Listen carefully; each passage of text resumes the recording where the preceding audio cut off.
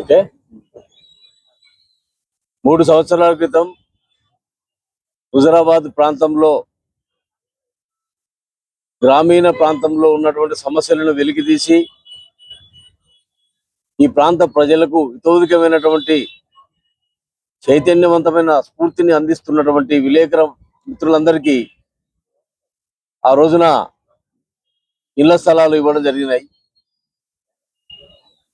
ఆ ఇళ్ల స్థలాలలో సుమారుగా ఒక్కొక్కరు 1,50,000 రూపాయలు ఖర్చు పెట్టి చిన్నపాటి ఒక రూమ్ వేసుకొని కరెంటు కనెక్షన్ తీసుకొని పూర్తి స్థాయిలో అక్కడ నివాస యోగ్యంగా ఉన్నామనుకునే క్రమంలో దానిపైన ఒక సివిల్ కేసు వేయడం, తద్వారా ఆ యొక్క స్థలాలను వినియోగించుకోలేని పరిస్థితులలో వాళ్ళ ఈ ప్రాంత విలేకరులు ఉన్నారు.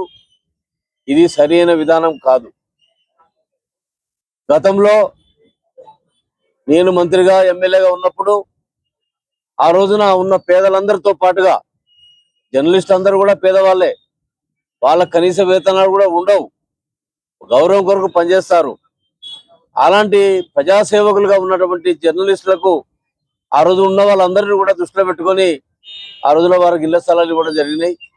ఆ తర్వాత సుదీర్ఘమైన సమయం తర్వాత మరొక విడతగా మిగిలిన వాళ్ళందరినీ కూడా ఐడెంటిఫై చేసి ఆ రోజున ఇళ్ల స్థలాలు ఇచ్చే క్రమంలో నేను కూడా ఒక విట్నెస్ గా ఉన్నాను, నేను కూడా ఒక పాత్రధారిగా ఉన్నాను.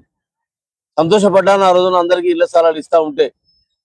ఆ ఎలక్షన్ కోడ్ ఉందని చెప్పి ఆర్డర్ రాకపోతే, అలాట్మెంట్ రాకపోతే రోజు అడిగేవాళ్ళు, తప్పకుండా కోడ్ ఉంది, కోడ్ తర్వాత మీకు వస్తాయని చెప్పి ఆ రోజున వారికి హామీ ఇవ్వడం, ఆ తర్వాత వారు ఇచ్చిన హామీ ప్రకారంగా వారందరూ కూడా ఆ యొక్క అలాట్మెంట్ పత్రాలు ఇవ్వడం జరిగినాయి.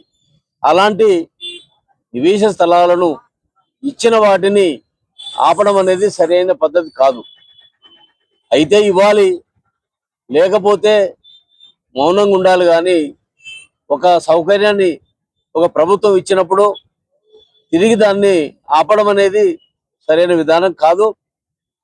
నేను ఆ మిత్రుని కూడా కోరుతా ఉన్నా, అవసరమైతే నేను కూడా ఫోన్లో మాట్లాడతాను, విత్డ్రా చేసుకోమని నేను కూడా కోరుతాను. న్యాయపరమైనటువంటి పోరాటానికి పూర్తి మద్దతును కూడా నేను మీకు అందిస్తాను.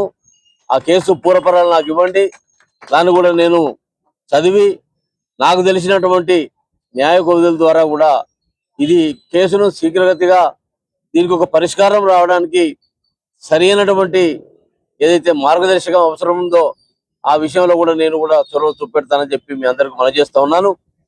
ఏదైతే సమస్యను నేను తీసుకుంటానో ఆ సమస్యను తీసుకునేంత వరకే ఆలస్యమైతే కానీ తీసుకున్న తర్వాత దాని అంతవరకు నేను వదిలిపెట్టే ప్రసక్తి ఉండదు. ఆ విధంగానే ఈ హుజరాబాద్ పట్టణంలో రోడ్డుకి ఇరువైపులా ఉన్నటువంటి పేదవాళ్ళందరూ కూడా ఆ రోజు గుర్తించి అనేకమైన ఇబ్బందులు ఎదురైనాయి. మనం కూర్చున్న ఈ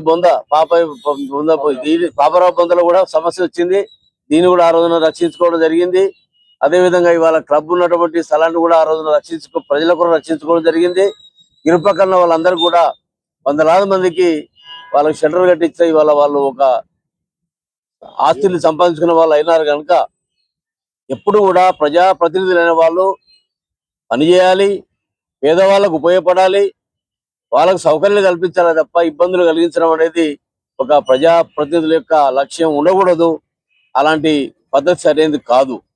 మరి ఆ సంబంధించిన జిల్లా మంత్రి గారు చొరవ చూపెట్టాలి, తప్పకుండా చూపెట్టాలి. వాళ్ళ ఒక కార్యకర్త తప్పు చేస్తే అతన్ని పిలిచి మాట్లాడాలి. ఒకవేళ జర్నలిస్టులతో కూడా మాట్లాడండి, ఎక్కడ పొరపాటు జరిగిందో చూడండి, దాన్ని సరి చేయండి, వాళ్ళ సౌకర్యం వాళ్ళకి అందించే ప్రయత్నం చేయండి. ఈ విధంగా దాటివేత విధానం దానివల్ల మనకు మంచిది కాదు. జర్నలిస్ట్ అనే వాళ్ళు వాళ్ళ హక్కుల కొరకు రోడ్డు మీద పడేటువంటి పరిస్థితి రాకూడదు. ప్రజల సమస్యల కొరకు వాళ్ళు పాటు పడవలసిన వాళ్ళు ఇవాళ వాళ్ళదో ఒక సమస్యగా మనం క్రియేట్ చేయడం వల్ల దాని పరిష్కారం కొరకు వాళ్ళు రిలే నిరాదీక్ష చేసుకునే పరిస్థితి రావడం అనేది దురదృష్టకరం, బాధాకరం. దీన్ని నేను తీవ్రంగా ఖండిస్తా ఉన్నాను. దీనికి వెంటనే పరిష్కారం దొరకాలి. తప్పకుండా వాళ్ళ నివేశ స్థలాలు వారికి ఇవ్వబడాలి.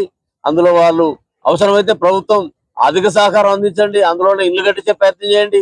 ఏది అయిపోయినా కనీసం స్థలాలన్నా వాళ్ళకి వచ్చినట్టు చూడు అని చెప్పి నేను ప్రభుత్వాన్ని కోరుతా ఉన్నాను.